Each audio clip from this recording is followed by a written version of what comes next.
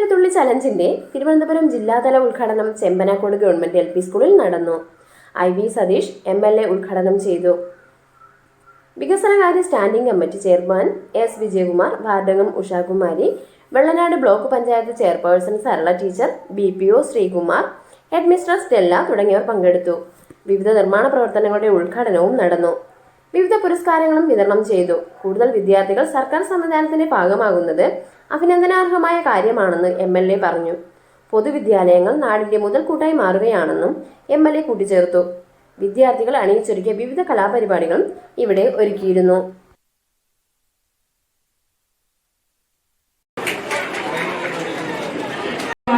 കഴിഞ്ഞ പ്രാവശ്യം ഓണാഘോഷ പരിപാടികൾക്ക് വന്ന് എനിക്ക് പരിചയമായി. ഇപ്പോൾ ഞാൻ വിളിച്ചിരിക്കാം. അതിൻ്റെ ഒരു സന്തോഷവും നിറവും ആരും ക്ഷീണാവസ്ഥയിലിരുന്ന് ഇരിക്കേണ്ട ഒരു ആവശ്യമില്ല. ആ കാര്യവും ഞാൻ അറിയിച്ചുകൊള്ളട്ടെ.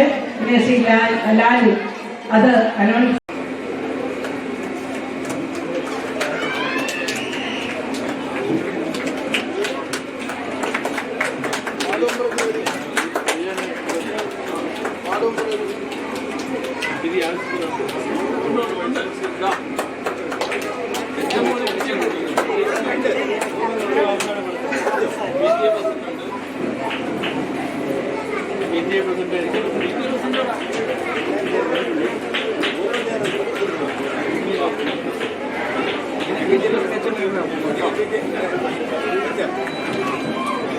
നമ്മുടെ സ്കൂളിന്റെ 109ാം വാർഷികം ഇന്ന് സമുചിതമായിട്ട് ആഘോഷിക്കാനായിട്ട് നമ്മളിവിടെ കൂടി വന്നിരിക്കുകയാണ്.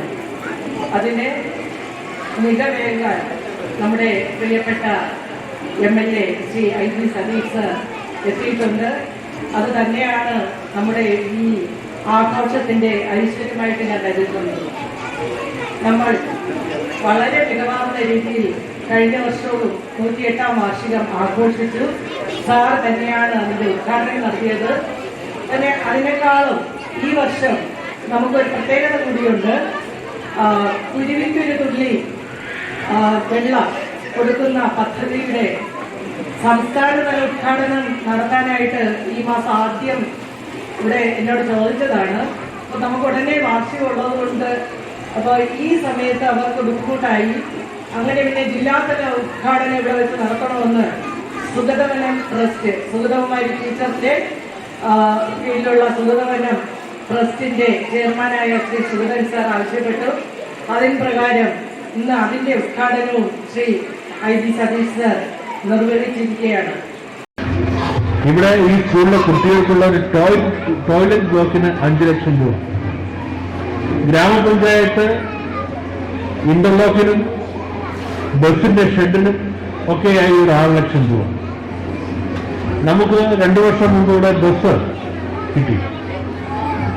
ഞാനീ പറയുന്നത് ഈ തുകയെല്ലാം കൂടെ കൂട്ടിവെച്ചാൽ എത്ര വലിയ തുകയാണ് ഈ സ്കൂളിന് വേണ്ടി സർക്കാരും തദ്ദേശ സ്വയംഭരണ സ്ഥാപനങ്ങളും ചേർന്ന് മുതൽപ്പെടുന്നത്. പലരും പറയാറുണ്ട്, നമ്മുടെ സർക്കാർ സ്കൂളുകൾക്ക് ഇത്രയും പണം കൊടുക്കേണ്ട കാര്യമുണ്ടോ? ഇത് പാഴായ നിക്ഷേപമാണ്.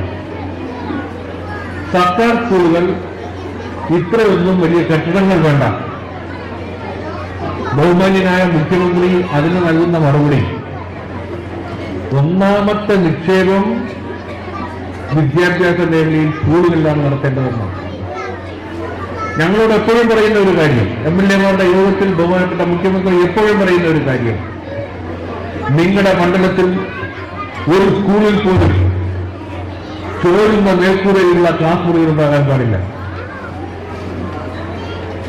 ഏറ്റവും മികച്ച ലബോറട്ടറികൾ ഉണ്ടാകാം. എല്ലാ ക്ലാസ് മുറികളും മാറ്റാവാം.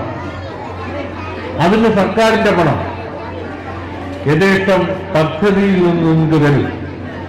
ഇനി അഥവാ പദ്ധതി പണം കിട്ടാൻ കാലതാമസം വന്നാൽ MLA ഫണ്ട് ഉപയോഗിച്ച് ആ പണി നിർവഹിക്കണം എന്നാണ് അദ്ദേഹം പറയുന്നത്.